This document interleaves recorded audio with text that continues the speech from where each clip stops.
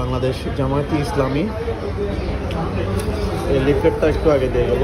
এটা আমাদের দেশের একটা তৃতীয় বৃহত্তম রাজনৈতিক দল। তো আমি আছি এখন একটা রেস্টুরেন্টে বসার পরে দেখলাম এই লিফলেটটা দেওয়ার জন্য কিছু মানুষ আসলো।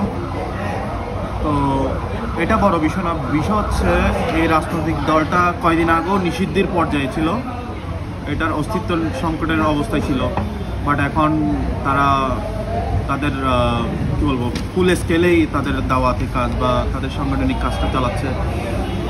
এটা বিষয় না, তার চেয়ে আরও একটা বড় বিষয় আছে যেটা আমরা সবসময় অ্যাভয়েড করতেছি। সেটা হচ্ছে এখন বর্তমানে 5ই আগস্টের পর থেকে একটা কথা বলা হচ্ছে যে আওয়ামী লীগের মতো একটা রাজনৈতিক দলকে নিষিদ্ধের আওয়াজ তোলা হচ্ছে সব জায়গাতে, যেটা গত 15 বছরে এই জামাতের ক্ষেত্রে হয়েছিল। জামাতকে নিষিদ্ধের জন্য সর্বোচ্চ চেষ্টা করা হয়েছিল।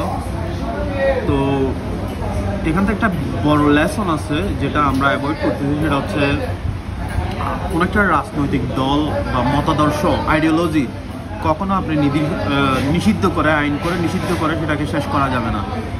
এটা আপনার পৃথিবীর ইতিহাসে যতগুলো রাজনৈতিক দল আছে বা যত রকম ইতিহাস যদি আপনি যত অধ্যয়ন করবেন, কাউকে কেউ নিষিদ্ধ করে কখনো শেষ করতে পারেনি। আপনার এটা নিয়ে ইমাম গাজ্জালি রহমতুল্লাহ একটা আমি পড়ছিলাম, ডকুমেন্টারি দেখছিলাম।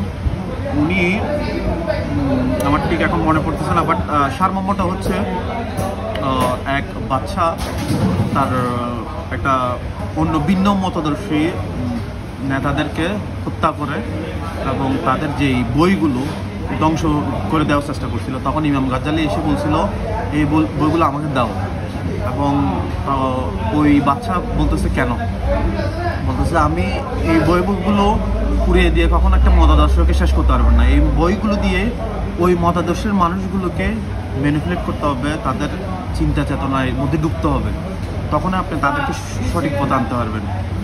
তো ওই জিনিসটা কিন্তু আমরা বারবারই মিস করতেছি। তো এই যে এখন আওয়ামী লীগকে নিষিদ্ধ করার কথা বলা হচ্ছে, এটা কখনো সম্ভব না। কারণ আওয়ামী লীগ একটা অনেক বড় একটা দল, অনেক মানুষ এটাকে পছন্দ করে। আপনার কাছে হয়তো খারাপ, কিন্তু তাদের কাছে সেটা তাদের আদর্শ। তো আপনি আপনার মতাদর্শকে সঠিক 100% সঠিক প্রুভ করতে না পারে, তাদের কাছে যদি ইনফ্লুয়েন্স করতে না পারেন, তাহলে কখনোই এটা সাস্টেনেবল করবে না। তো এটাই বলেছিল। আসসালামু আলাইকুম।